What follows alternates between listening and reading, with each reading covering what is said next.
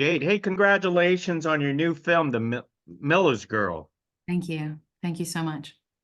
It's something like this. It reads like a novel, which is terrific. So tell us, where the original idea came from for your film. I was living in New York City at the time, and I was a bar manager for Broadway shows, and I was an actress who wasn't getting any work. So I was like, what am I going to do with my certificate of participation from an acting school, which is the extent of my education?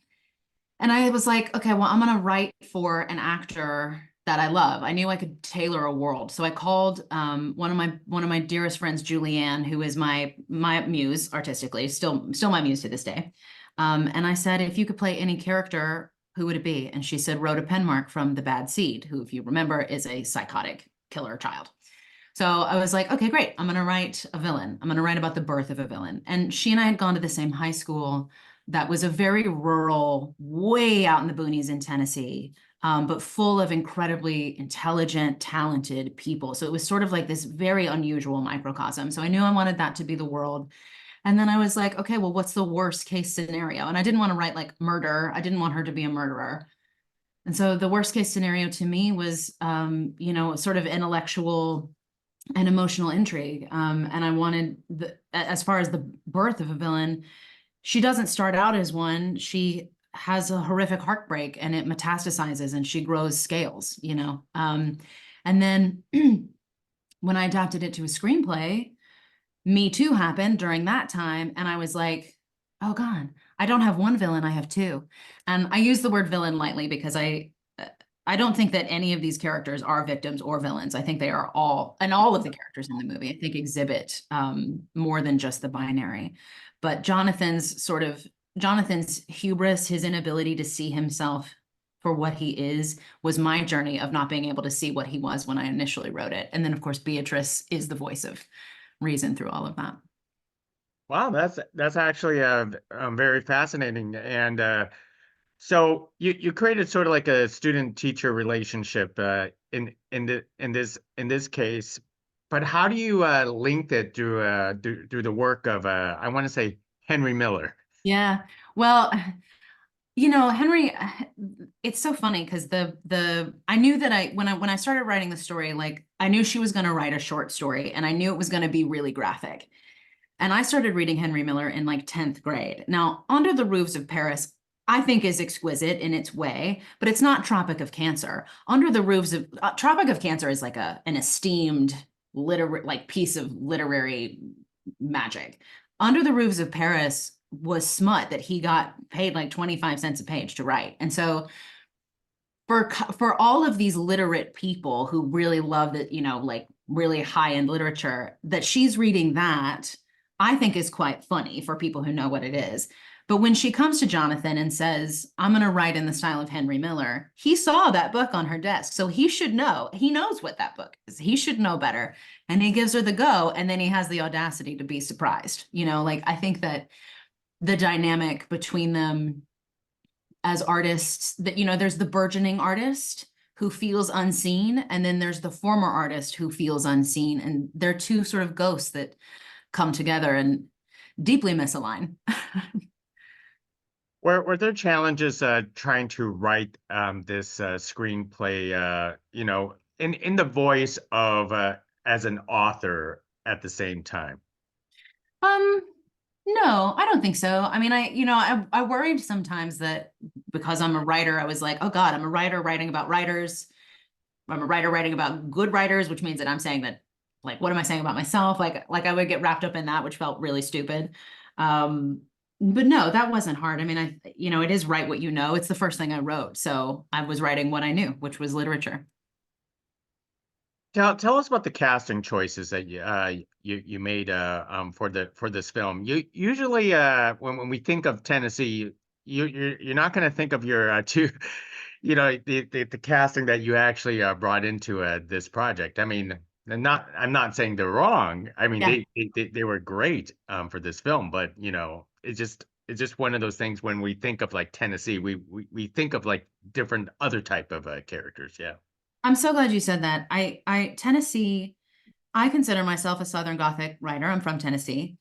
And I think that the South in cinema is really misrepresented. Like we are represented really as only a couple of things, and we're so much more than that.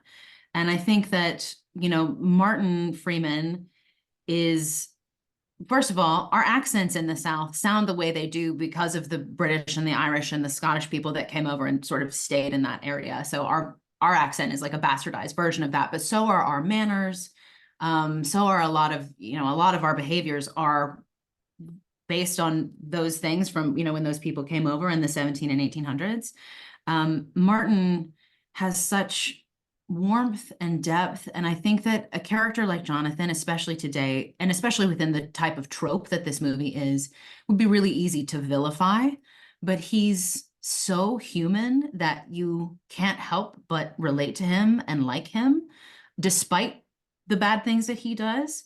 And then Jenna, who is from the desert, but she has like very similar Gothic proclivities to me. We're a lot alike. And when I met her, she just really disarmed me with how emotionally intelligent she is. And she said things to me about the character that I had never vocalized. So it was like she crawled inside of my head and plucked those things out. And so I just knew she was the one. And I think that representing the South this way is, and listen, there are terrible things about the South for sure, but there are really beautiful things about the South as well. And I think it is such a spooky place. All of the plants are constantly like trying to eat all the homes. Like it's like a beautiful mystical candy shell covering all of this rot, which is what the story is. The story is like you've taken a bite of a piece of fruit that you think is really sweet, and then you realize that sweetness is rot, you know? I mean, I do have to hand it to you, the locations and the production, the productions that you actually present, they're extravagant. They truly, how can you say, represent the South in a way that we haven't seen elsewhere. Thank you. It was important to me to do that. I mean, how did you find these locations? Were they difficult to lock down for yourself? No, they weren't actually. So we shot in Georgia, in North Georgia. We actually shot in my house where I'm sitting right now. My producing partner, Mary Margaret Kunze, who produced the film, she and I we've been working on this movie for over a decade, and we came out and scouted here, I think, for the first time in 2017. I didn't move here until 2020. We scouted it in 2017, and all of the locations are like you can walk to all of them, except for the exterior of Kyra's house. But all of the other ones you can walk to. This town is very lovely. Georgia obviously has incredible tax incentives. So when I moved here in 2020, it just kind of everything just sort of fell into place, and we had it all ready to go. Wow, that's excellent.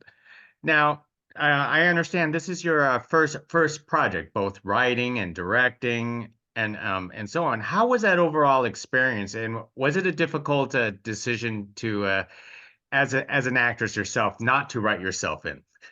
Oh no. No. Well, the process was super fun. Directing is kind of the thing I didn't know I was missing. I haven't acted in a really, really, really long time.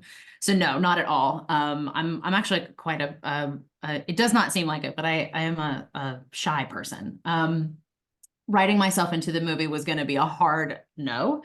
Um, Directing though was such a writing and acting are really, really emotionally hard things to do. Like writing is bleeding, directing is painting with that ink, and the acting is like the chiaroscuro. It's like the light that gets in. It's all the movement of it. And writing and acting are emotionally so, so difficult. Directing requires a kind of objectivity in order to be able to move things around. And that directing feels safer to me than writing and acting, like emotionally safer. But it feels more natural than either of those things ever did to me. So it was like a really special, kind of extraordinary, lovely experience. Most excellent. Well, Jade, I really appreciate you carrying this conversation with us. I certainly hope that you get back in the chair and bring in these type of stories because I feel like I want to call it Southern Gothic. Yeah. Yes. It's something that we should see more on screen because that's these type of stories are a rarity, and you brought it. to us. Thank you so much, Gig. Thank you. I really appreciate that.